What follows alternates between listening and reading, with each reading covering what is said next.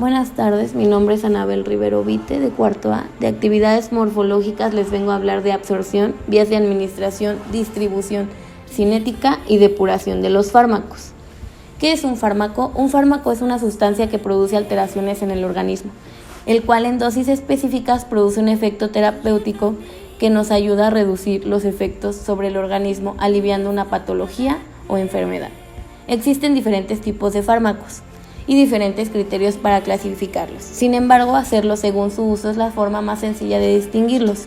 Por ejemplo, tenemos los analgésicos, que alivian el dolor físico producido por lesiones, golpes o heridas; antiácidos, que son para combatir secreciones gástricas y acidez; antialérgicos, que tratan de aliviar los efectos negativos de las alergias; antidiarreicos, su propósito es aliviar y frenar los efectos de las diarreas; antiinfecciosos, estos se recetan para hacer frente a las infecciones, por ejemplo, antibióticos contra bacterias, antifúngicos contra hongos, antivirales contra virus y antiparasitarios contra parásitos.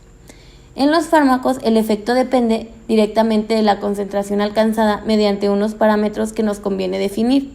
Primero, concentración mínima eficaz, aquella por encima de la cual suelen observarse el efecto terapéutico.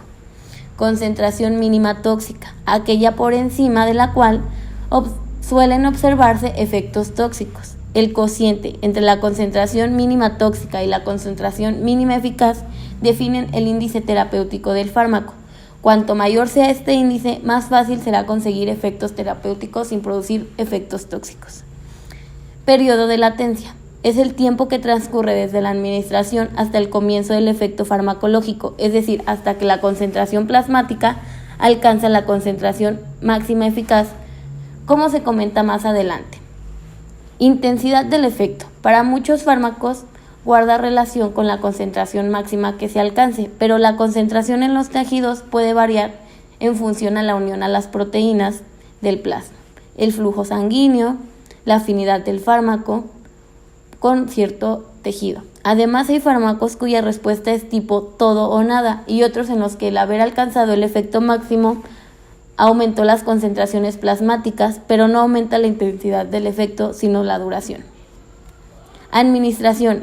Estos fármacos tienen distintas vías de administración. Vías enterales, conocida como la vía oral, vía sublingual y vía rectal. La vía oral es su absorción se produce en el estómago duodeno, principalmente por difusión. En algunos casos puede haber transporte activo, por ejemplo la metildopa o levodopa, o filtración a través de poros intercelulares, furosemida o atenolol.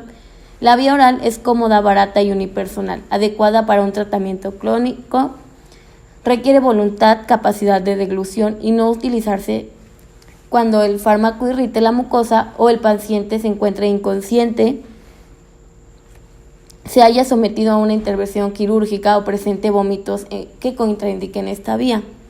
Existen preparados con cubierta entérica que evitan la absorción en el estómago y retrasan el comienzo de la absorción, pero no su velocidad. En la vía sublingual, el fármaco depositado debajo de la lengua se absorbe por la mucosa sublingual, accediendo por la vena cava a la aurícula derecha. Así evita su paso intestinal, hepático y consigue un efecto más rápido e intenso que es útil en situaciones agudas, como el tratamiento de una crisis anginosa con nitroglicerina o de una crisis antihipertensiva con nifedipina. La vía rectal es incómoda, más incómoda que la vía oral, y la absorción puede ser erráica, lenta e incompleta. Se utiliza para administrar fármacos que producen irritación gastrointestinal o son destruidos por el pH ácido del estómago.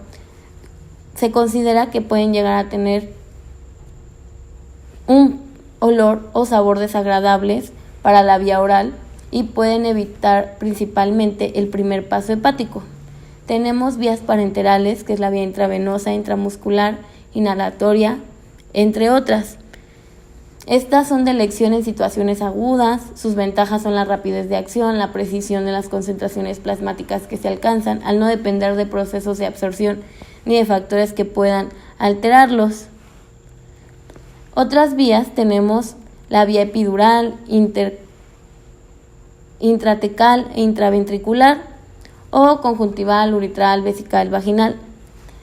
Algunas se utilizan para llegar al sistema nervioso central, que son fármacos que atraviesan mal la barrera hematoencefálica, por ejemplo algunos antibióticos antineoplásicos, y para conseguir concentraciones elevadas, por ejemplo en anestésicos o analgésicos, ya sea en áreas locales como las raíces espinales. Tenemos la vía dérmica, que se utiliza en forma de cremas pomadas para el tratamiento local de infecciones en la piel.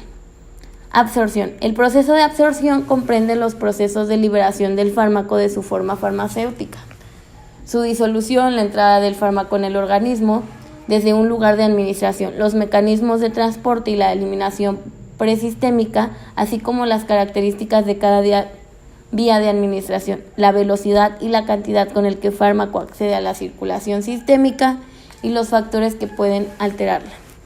La absorción de un fármaco depende de las siguientes características. Características fisicoquímicas.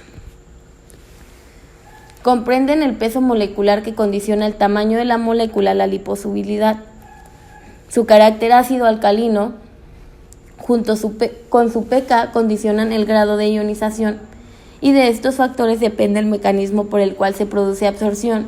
Estos pueden ser difusión pasiva, filtración y transporte activo, y la velocidad a la que se realiza. Características de la preparación farmacéutica. Para que el fármaco se absorba, debe ser disuelto. La preparación farmacéutica condiciona la velocidad con la que el fármaco se libera, se disgrega y se disuelve. Algunas características son la formulación, puede ser solución, polvo, cápsulas o comprimidos, el tamaño de las partículas, la presencia de aditivos y excipientes. Características del lugar de absorción. Depende primero de la vía de administración que elijamos, oral, intramuscular o subcutánea. En general, la absorción será un tanto más rápida cuanto mayor y más prolongado sea el contacto con la superficie de absorción. Algunas de las características son la superficie, el espesor de la membrana, entre otras. Eliminación presistémica y fenómeno de primer paso. Por cualquier vía que no sea intravenosa puede haber absorción incompleta, porque parte del fármaco administrado será eliminado o destruido antes de llegar a la circulación sistémica. Por ejemplo, la vía oral, un fármaco puede eliminarse por las heces antes de que complete su absorción. Puede ser quelado, degradado por la acción del pH ácido del estómago o de las enzimas digestivas.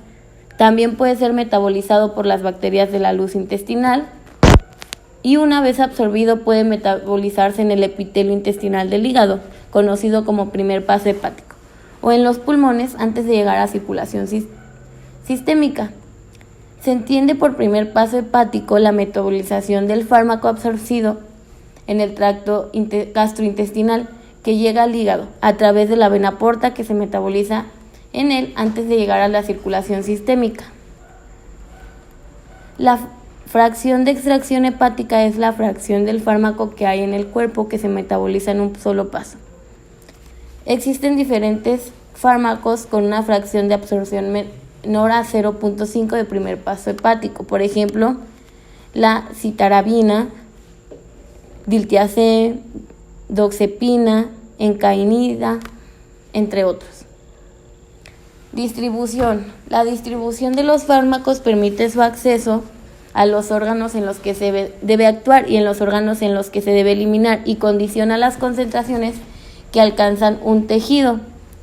Tiene especial importancia en la elección del fármaco más adecuado para tratar enfermedades localizadas en áreas especiales como el sistema nervioso, y la valoración del riesgo mientras se encuentra en embarazo o lactancia.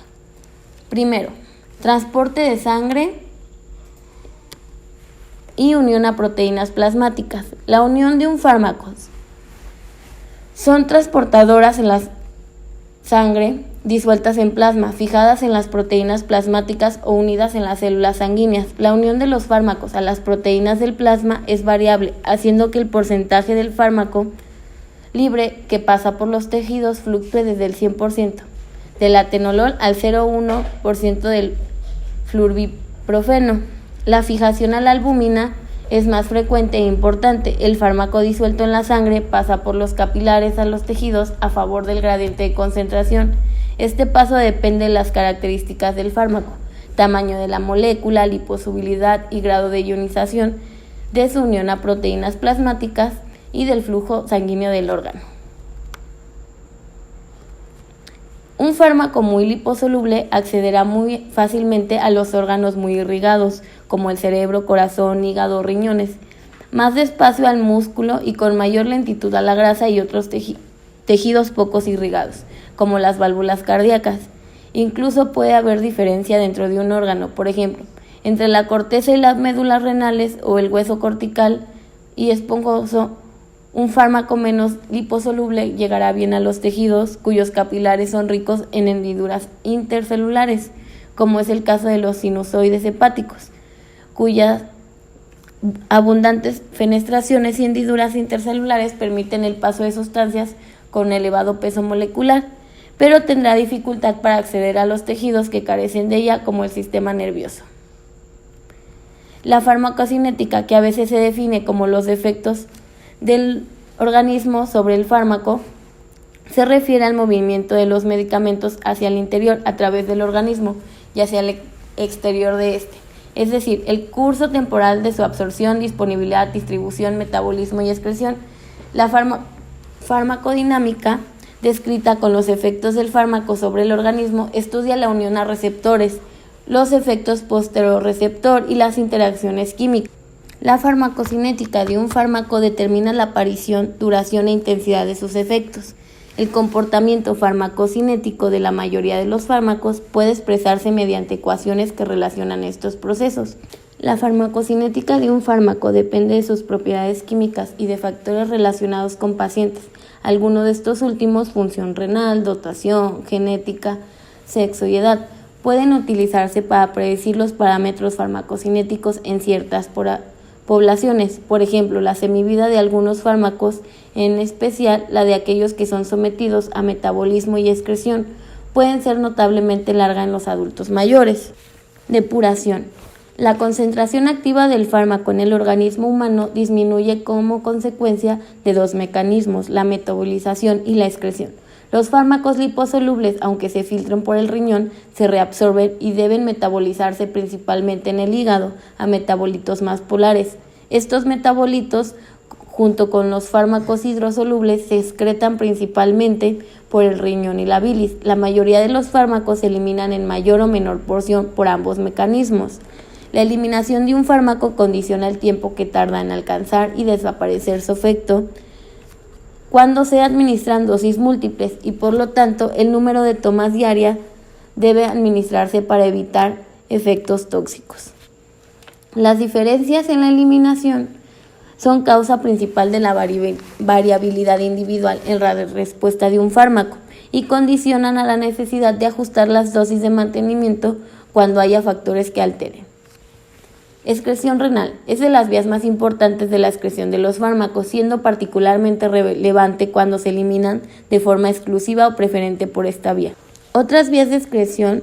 La excreción por la leche puede hacer que los fármacos lleguen al lactante y originen reacciones idiosincrásicas y tóxicas. Los fármacos pasan a la leche sobre todo por difusión pasiva, por la cual el cociente leche plasma será tanto mayor cuanto mayor sea la liposolubilidad y menor sea su grado de ionización y unión a proteínas plasmáticas. Esto ha sido todo de mi parte. Muchas gracias.